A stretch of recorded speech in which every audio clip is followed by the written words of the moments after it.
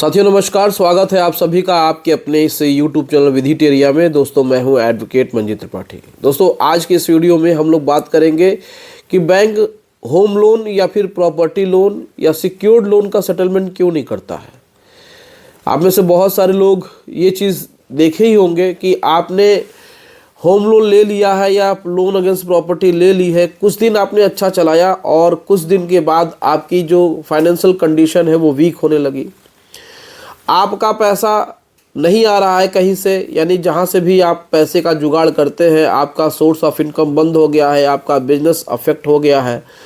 इंसान के जीवन में ऐसा होता रहता है, फाइनेंशियल क्राइसिस आती रहती है, उतार चढ़ाव आते रहते हैं, लेकिन बैंक अपनी ईएमआई लेना बंद नहीं करता है। ऐसा कोई भी नियम कानून नहीं है बैंक के पास कि वो आपको ईएमआई देने से छूट प्रदान कर दे कि भाई चलिए 6 महीने तक आप ईएमआई मत दीजिए, कोई दिक्कत नहीं है। आप एक ईएमआई बाउंस करेंगे, आज के समय में आपको तुरंत बैंक से फ़ोन आने लगेंगे, प्रेशर होना शुरू हो जाएगा, रिकवरी एजेंट आपके दरवाजे पे दौड़ने लगेंगे, चाहे वो सिक्योर्ड लोन हो चाहे अनसिक्योर्ड लोन हो। तो आज के समय में बैंक का पैसा बचा पाना यानी कि बैंक का पैसा न देना एक बहुत बड़ा अपराध माना गया है।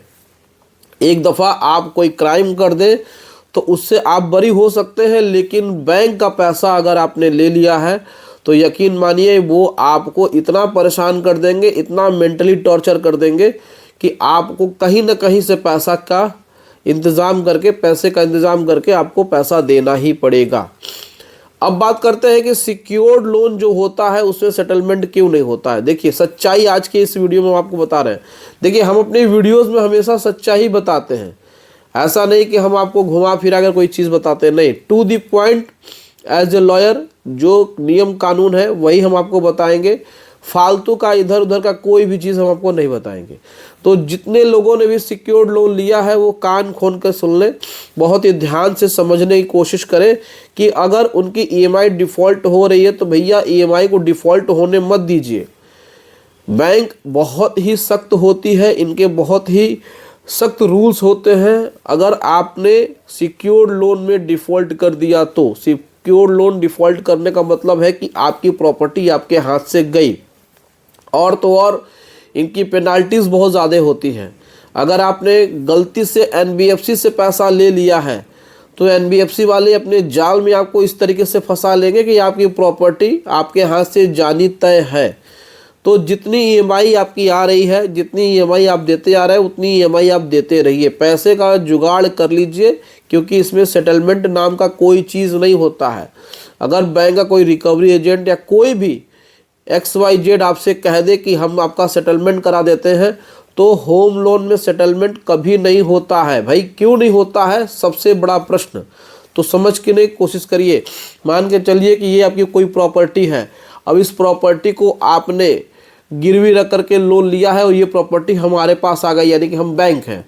अब हमारे पास इस प्रॉपर्टी की पोजीशन है, यानी कि ये प्रॉपर्टी हमारे पास है, हमारे पास इसके पेपर्स हैं और हमारे पास कानून में राइट्स दिए गए हैं कि अगर आप पैसा नहीं दोगे तो हम आपकी प्रॉपर्टी को बेच करके अपना पैसा उतना वसूल सकते हैं। तो इसीलिए बैंक वाले आपके होम लोन या मॉर्गेज लोन या सिक्योर्ड लोन में सेटलमेंट नहीं करते हैं। और जो लोग इस तरीके की बात करते हैं कि सेटलमेंट हो जाता है, तो बिल्कुल सेटलमेंट नहीं होता है। ये सच्चाई है, सच्चाई को स्वीकार करना, समझना कोशिश करिए आप, सच्चाई को स्वीकार करिए। देखिए बहुत सारी चीज़ें होती हैं कि कंडीशंस कुछ ऐसे होते हैं, वो रेयर केस होता है कि भाई होम लोन में सेटलमेंट बैंक ने कर दिया, जहाँ पे बैंक को पोजीशन नहीं मिल सकता है, जहाँ पर प्रॉपर्टी की कीमत बहुत कम है, जहाँ पर बैंक को बहुत ज़्यादा नुकसान है, जहाँ पर गांव की कुछ एरिया है, रूरल एरिया है, उस तरीके की अगर कोई चीज़ है, सिचुएशन है, वर्स्ट कंडीशन है, तो ऐसे सिचुएशन में हो सकता है 1% बैंक करे। लेकिन अदर मामलों में जहाँ पे नीट एंड क्लीन प्रॉपर्टी है, जहाँ पर कोई परेशानी नहीं है, बैंक आसानी से पोजीशन ले सकता है, उसको आसानी से बेच सकता है, तो ऐसे मामलों में आपका सेटलमेंट नहीं होता है।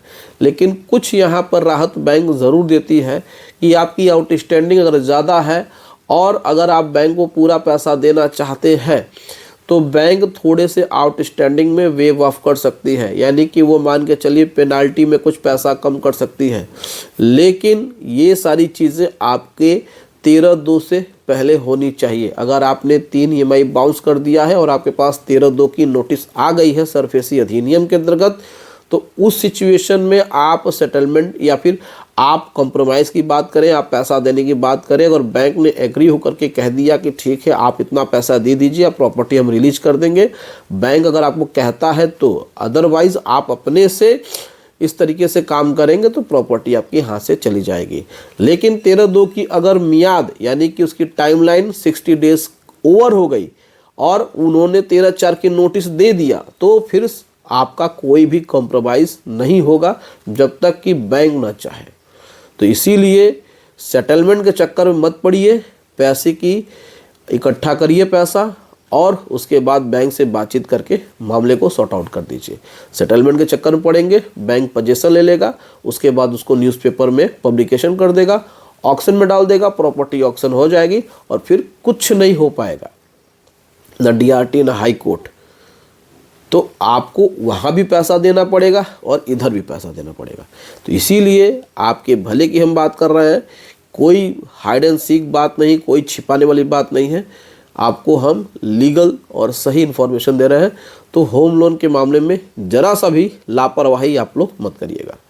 उम्मीद करते हैं कि ये वीडियो कुछ काम की आपके लिए होगा। वीडियो अच्छी लगी हो तो वीडियो को लाइक और चैनल को सब्सक्राइब जरूर करिएगा। चलिए मिलते हैं नेक्स्ट वीडियो में। Thank you so much. जय हिंद दोस्तों।